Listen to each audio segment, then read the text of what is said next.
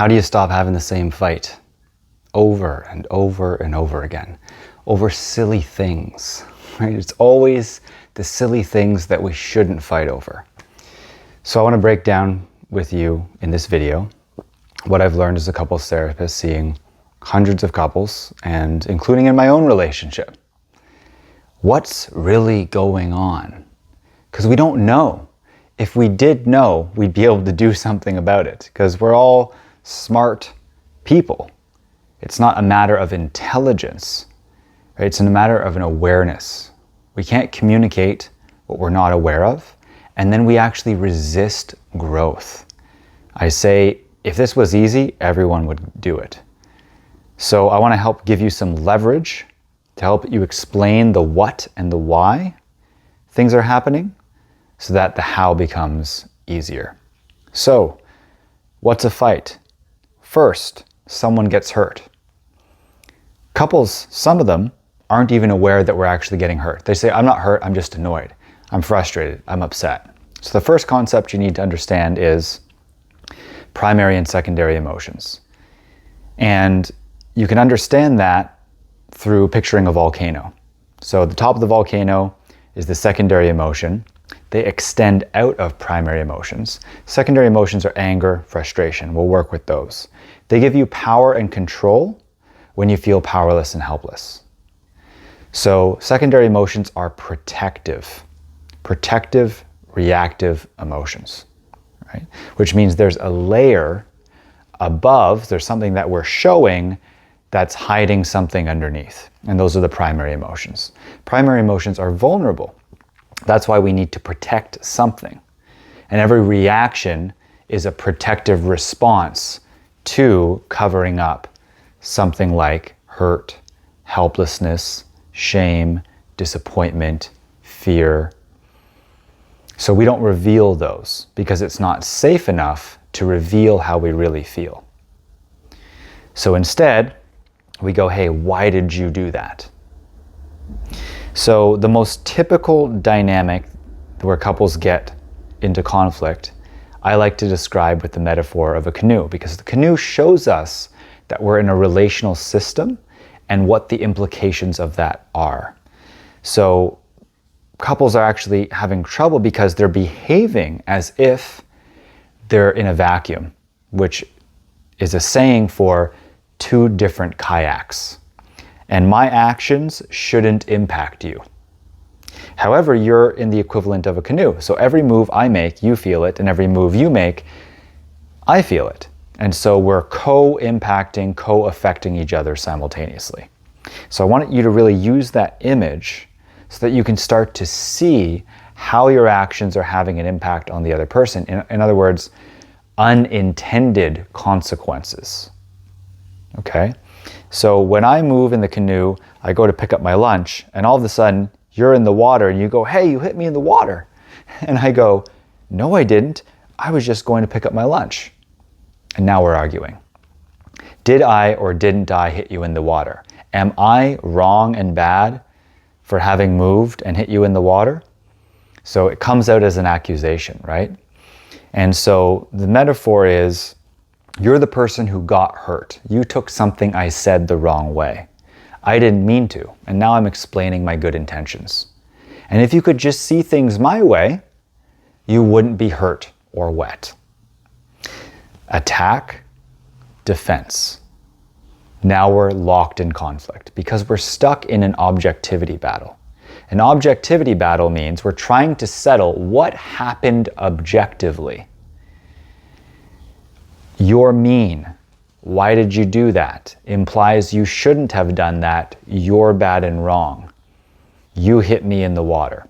So what's your version of the accusation, right?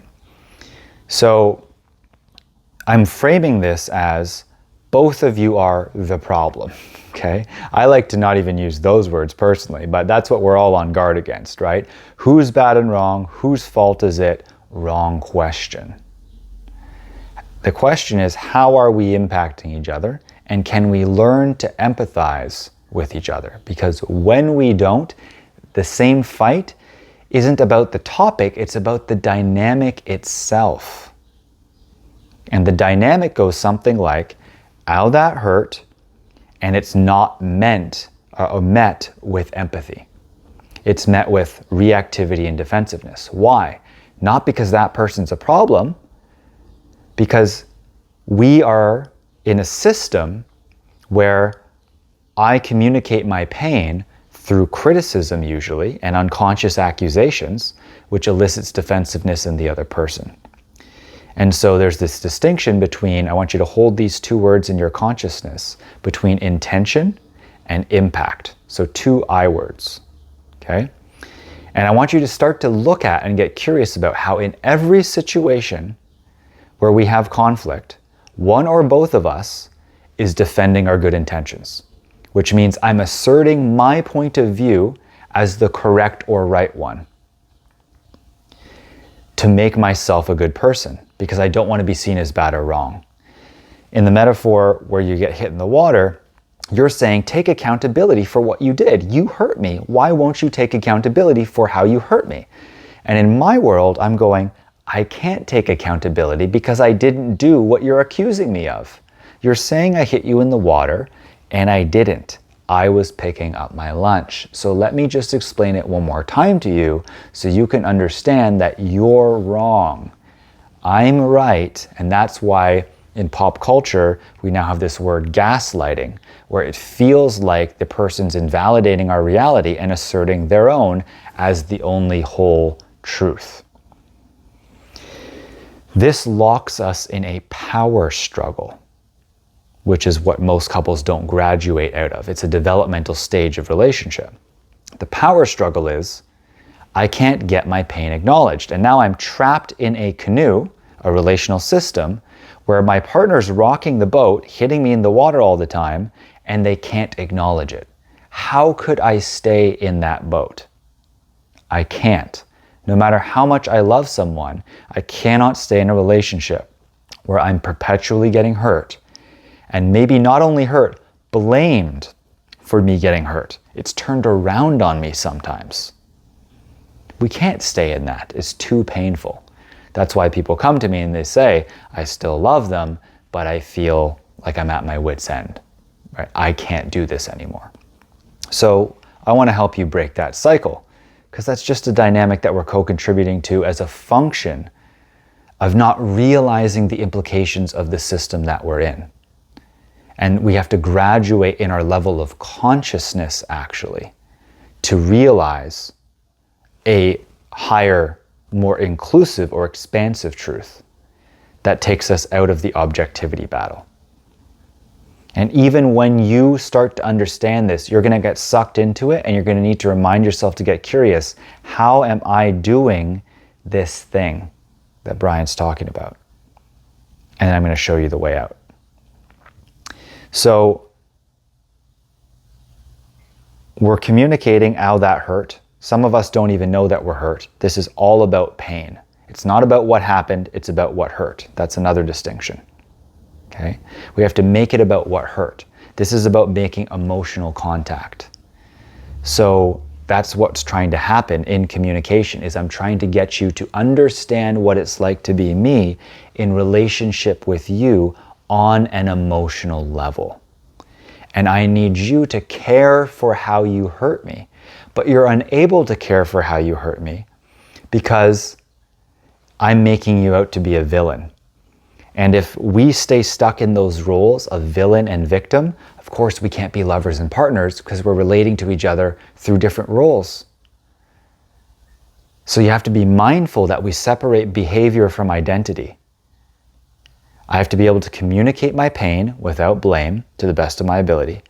And you have to be able to empathize, not just recognize, not just acknowledge, empathize with how I hurt the other person, with how my actions had a corresponding impact on the other side of the canoe. I have to make that connection. And that's literally what creates the feeling of connection, is when I learn to join my partner in their experience. That's what we all want, actually. Do you understand what it's like to be me in relationship with you? No, you don't. You need to get curious, because you disagree with my perspective. So there's something for both of us to learn here. And that's an important attitude to have. What is it that I don't understand, don't know, have a bias around or a blind spot around? There's something that I'm not seeing, and my partner is giving me live feedback about what it's like to be in the same canoe as them. And the answer is it's not fun sometimes. So we're getting better at giving each other that feedback in loving, asserted, connected ways without blame, and we're doing better at receiving through curiosity, and we have to be able to hold our own goodness in order to have the capacity to empathize with our partner. So what does that mean? In other words, in order for me to not get defensive when my partner says, "Hey, I'm wet," right? I have to go, "Oh, I can see that when I was going to pick up my lunch, I rocked the boat and now you're in the water. I contributed to your pain. My action had a corresponding impact over there, and that's okay. I'm not a bad person, so I don't need to admit that I'm bad or wrong." That's why we resist saying I'm sorry. So we need to rebrand I'm sorry. I'm sorry just means I can see that there was an impact over there, and that impact matters to me, and I want to learn about how that impacted you so I can care for that wound and that pain. But we can't see that wound because it's an emotional wound, right? If it's a physical wound, we'd see that you're touching my scar. Stop, I don't like that. And it would be obvious, right? But these are kind of metaphysical, emotional wounds that we carry from our childhood, actually, that are being activated in our present day relationship. And so why is a reaction out of proportion, right, seem like overreacting? Because we're all reacting to the thousands of other times that we were ignored, minimized, invalidated, right? Treated as invisible, whatever the resonant words for you are around your wounds. So the better that you can come into relationship with your own woundedness, which is connecting your reactivity to your past, the more you can start to bring that into relationship with your partner, and vice versa. So we start to have X-ray vision around what's happening because we see through it, right? And I'm able to put language to, that's my insecure part from when my mom blank, and it's being activated right now. Would you be willing to reassure me a little bit? So see how I'm able to hold my own woundedness, both energetically, metaphysically, but then also with my own language. I invite you in. Instead of saying, "You're mean, why did you do that?" I say, "Ow, that hurt. This is my insecure attachment coming up right now. Here's what I think I might need. Would you be able to come close to me, please?"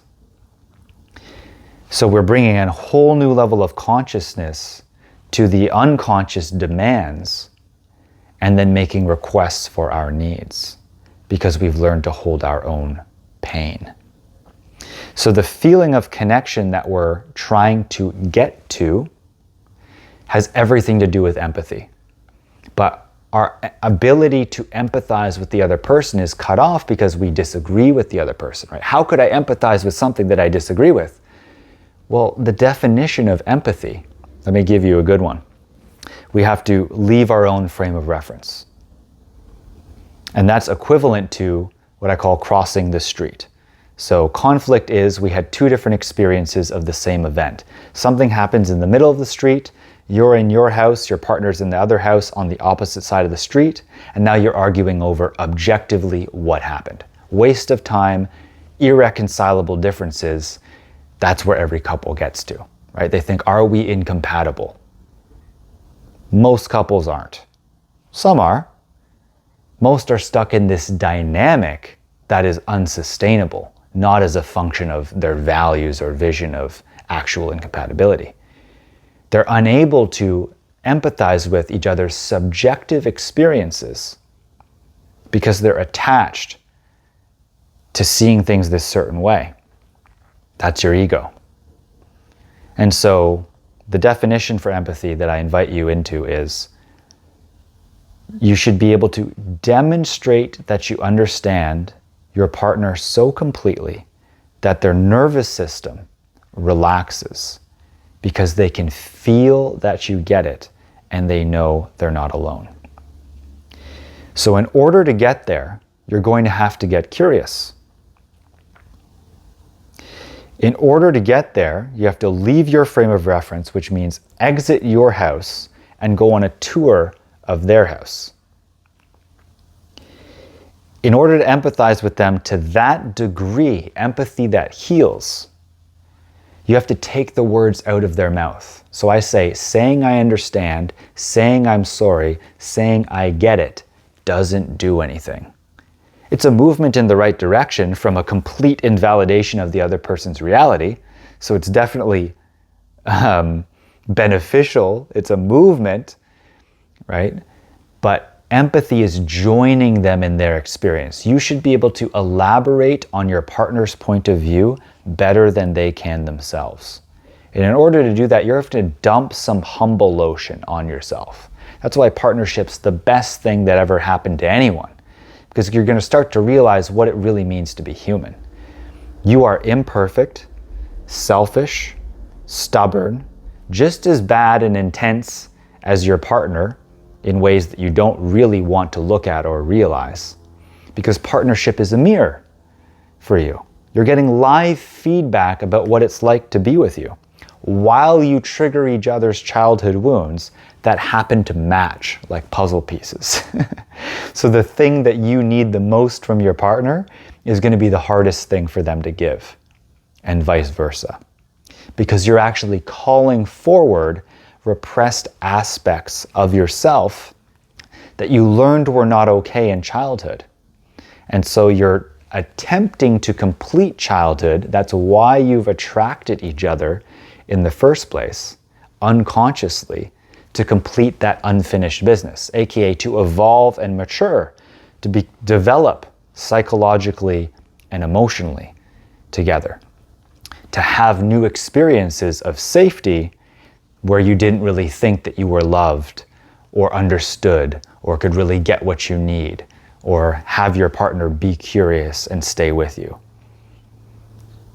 And so we do that in a variety of really different, interesting ways. And we project or transfer all of that pain onto our partner. And we expect them to be a certain way, hoping that we'll be able to complete that cycle differently this time. That's why it's recurring, right? It's unresolved. Something's unresolved because it's unseen, it's misunderstood. It's trying to get understanding, it's trying to be seen, it's trying to be valued. And until you show me that you actually get it, I have to keep bringing it up again, right? So I want to help you actually resolve things for good. That's actually possible. Why? I've experienced it. I think it's sad that we think there's perpetual conflict. No, we need to understand the dynamic of what's happening. Anytime you open your mouth, you are doing so for one reason. Do you understand what it's like to be me in relationship with you? I don't think you do, so let me try and explain it to you. But what we're really trying to get down to in that communication process is I'm trying to get you to understand how you hurt me. Not just that I'm hurt, how you hurt me. And that's what's hard because it's personal, right? And I start to make you the villain in that process. But we're ultimately trying to make emotional contact with communication. And that's a good way to think about it.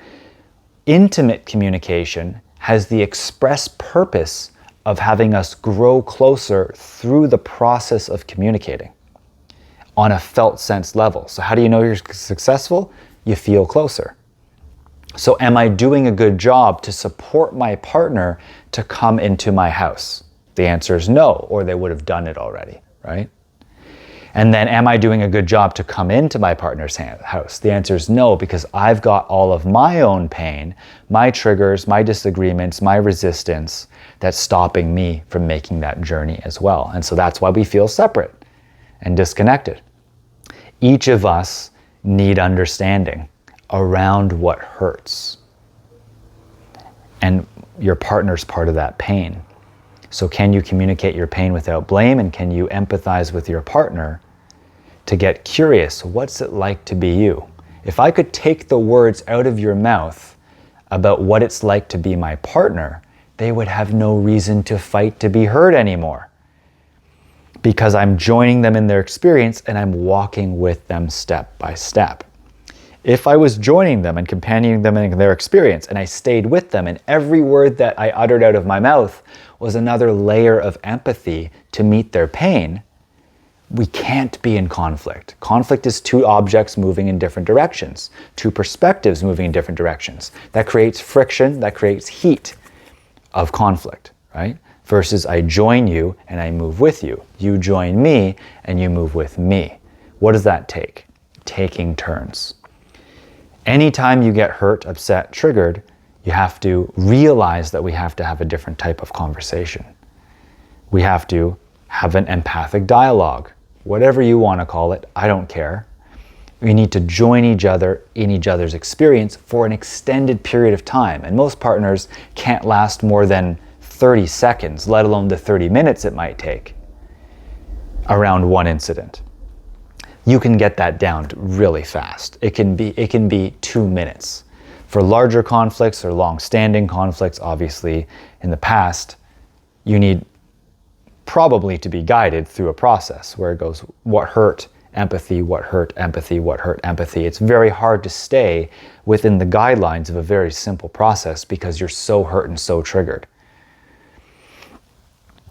So you have to take turns being a listener and being a speaker. Two speakers at the same time can't be heard. We're in a parallel monologue, just like two train tracks that never meet. So it's the most basics of communication that we actually struggle with when you look at it. Even if you didn't know what's going on, which I think is really helpful and important, we need to relate to each other's wounds and see that it's not about you and me. It's about our past being triggered and our partner's the unfortunate recipient of all of this energy, right? So we need to be very intentional as we walk into landmine territory together. The listener is a supportive position. They have to put themselves aside to stay with the speaker for long enough to demonstrate that they actually get what they're saying. So what are the basics of communication, right? A speaker and a listener. The listener supports the speaker to be understood to their satisfaction. And if I could repeat back your experience, the golden nuggets of the emotional content around what hurt, through validation, empathy, curiosity, checking assumptions, and I did any of those skills instead of assert my experience, I would go down the layers until I got to a point, as I've experienced many times before, and I still remember the first most powerful time. It took me 2 hours to understand how I hurt this person that cut me out of their life because they were so hurt. And we both got to cry in the discovery of, oh my gosh, I'm so sorry. That must have been so painful. We co-discovered what hurt together by going down layers and layers and layers and layers. It took me 2 hours of being the listener to the speaker. Doesn't have to take that long every time, but that's the dynamic. I join you in your experience. I'm committed to discovering what hurts in you and how I'm a part of that, and I'm not going to let my stuff get in the way in that process. And by the way, it would be really nice if you did the same thing for me after, but that's not the point. Let me just stay with you because I want to understand you. And am I offering responses that are actually demonstrating understanding? The answer is no. I continually defend my good intentions and I assert my experience with the sentiment of, if you could just see things from my point of view, we wouldn't have this problem and you wouldn't be hurt. So why don't you just listen to me so that you can stop hurting? It doesn't work. So wouldn't you prefer to do something different? You're going to have to notice your instinct to defend your good intentions and to empathize with the impact instead, which requires you to differentiate your experience from your partner's experience, to hold that you're a good person in order to open up the capacity to be able to empathize with them, and to stay curious both about their experience as well as your inner experience, so that you can meditate to put it aside and stay with them. That's what great listening requires. I have to meditate. Meditate just meaning I have to notice what's happening, not get attached to it and reactive. Just notice, whoa, I really want to defend myself right there. Whoa, that like clearly matters to me because I really want to argue at that point. Putting it aside. Why is it so painful for this person that this is what they're saying? So I have to be able to give the very thing that I want. And what I want is the same thing. Empathy, understanding, validation, curiosity. And this is where we are called into greater maturity. That's the exciting part, your own growth. Are you taking yourself up on your own journey of self-actualization to be the best parent, partner, lover that you can be? Can I leverage this experience to grow for the sake of it? Not just for the other person. Because that in doing this, I will become a better person. I'll become a better person when I learn to grieve, when I learn to forgive, when I learn to apologize, when I learn to take responsibility for actions that are hard to take responsibility for without defending myself. When I learn to connect my actions to the impact over there and hold my goodness while I care for my partner simultaneously. And that's what stretches us, right? This interdependence of valuing me and my needs and my perspective and yours simultaneously. And it's actually our inability to do that that gets us stuck. Because we get stuck in those objectivity battles. It has to be me or you, right or wrong, good or bad. It's just this binary world of the zero-sum game, where in order for me to have my point, you have to lose. And what we end up learning in partnership is we're actually on the same team. And what's it like to behave as if you're actually on the same team? Well, none of us were really role modeled that. And in our culture, we live in a culture of war, separation, judgment, moralism, everyone out for themselves. And so we're creating a new culture in our partnership together, actually, that you get to choose instead of this internalized bullshit that obviously is not the highest expression of love and peace in the relationship. So the sentiment begins with, will you help me? I need some help being better for you. I want to be better for you. I want to take leadership in being more proactive, in working through my stuff to get to you. And that's what love is. Love is bridging the distance constantly. And that's the beauty of this dance. Distance grows and we come back together. We disconnect and we come back together. But if we don't have a repair process, we can't come back together. So there's that rupture repair cycle, right? We move from connection to disconnection, repair, and back again. It's a triangle. Without repair, we move from connection to disconnection. More disconnection, compounding pain, compounding resentment. And we just grow further and further and further apart. That's not because we're out of the honeymoon phase. That's because we didn't learn any of the skills that are required to actually maintain connection over time. And if you knew those skills, then you could just be doing them every day, and then the future takes care of them itself. Because the future never comes, it's always now. So all I have to be doing is what works now, and it will continue to be good into the future, right? Because the future never comes. That's the beauty of living your life now in integrity with your values, right?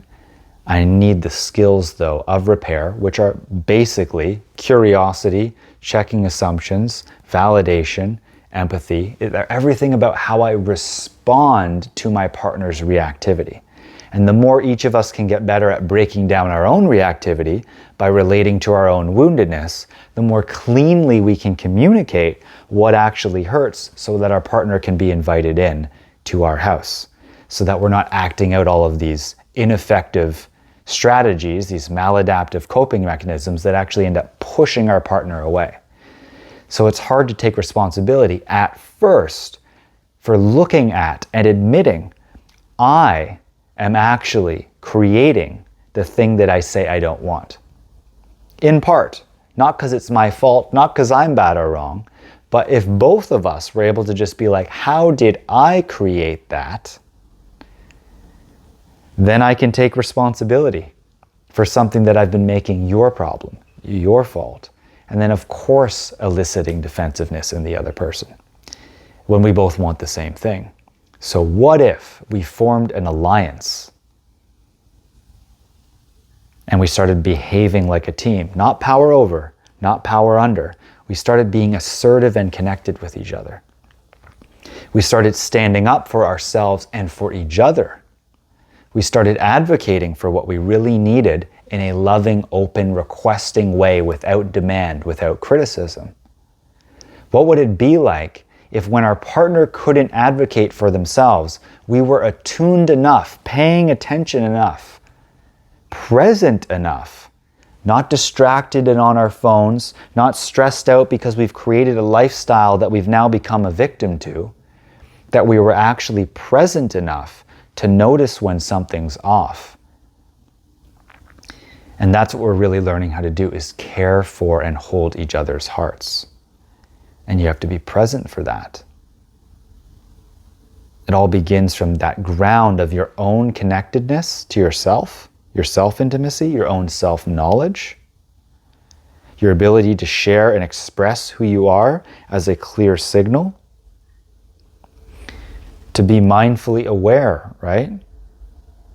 But you want to have amazing sex, but you're unconscious most of the time, right? That's all, like, most of us are way more unconscious than we'd like to admit or realize. That's okay. We all create habits to save energy biologically, so that's a given. So you have to be practicing presence. If you're not practicing presence, right? What happens if we practice presence in every moment of every day? We practice connection in every moment of every day. We practice humility in every moment of every day to the best of our ability, noticing our breath to the extent that when we get to the bedroom, that presence, that authenticity, that self-connection continues into connected sex. That's the culture that we can create together.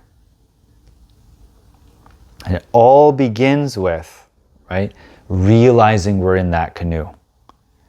What are the implications of the relational system where this is why we escalate, right? I react to your reaction and you react to my reaction, and we're reacting to each other's reactivity. Zero presence, zero vulnerability, all protection. We have to be able to pause. We have to be able to get curious. What is happening inside of me right now? It doesn't have to do with just this person. And if you think it does, you've lost before you've begun. It doesn't matter what communication skills you use. We have to connect our trigger in this moment to our woundedness in the past. We have to develop that X-ray vision. And the more we can come into relationship with ourselves, the more we communicate that cleanly to our partner. And the response that always builds the very connection that we want is the opposite of what our instinct is. Our instinct is to defend our good intentions, to assert our reality as the one reality, right? It's a cognitive bias, the false consensus effect. I think that most people would agree with me, which implies you're kind of more bad and wrong, I'm more right. That's the implication. So of course, energetically, our partner picks up on that and they get reactive and defensive. When our partner is reactive, it's because of something I'm doing, not because I'm to blame, not because they'd get off scot-free, because of the nature of being in the same canoe together. We are not separate. That's what we're showing each other. And so we're learning to care for the impact that we have on each other, aka we're learning the relational dance.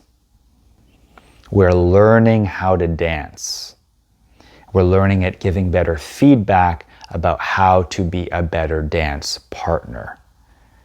We're learning how to incorporate and integrate each other's sensitivities into how we relate with each other. We're learning how to look at our own self-protective reaction. I'm a one-up person historically. I had to come down. My partner was a one-down person. She's got to come up. I condescend.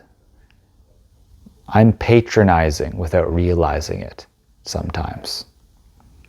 I get intense and imply that it's more your fault. I got to come down. I got to bathe in humble ocean. I got to become softer. Partner had to become stronger. I had to learn how to not take everything I said the wrong way. That's helpful too. We've both got work to do. What happens if we both focus on our work? Instead of going, yeah, but it's a little more them, right? Like, that's our immaturity acting itself out. It's the disownership of our own responsibility, the disownership of our own pain. But you can form an alliance around all of that and decide the culture that you want to create.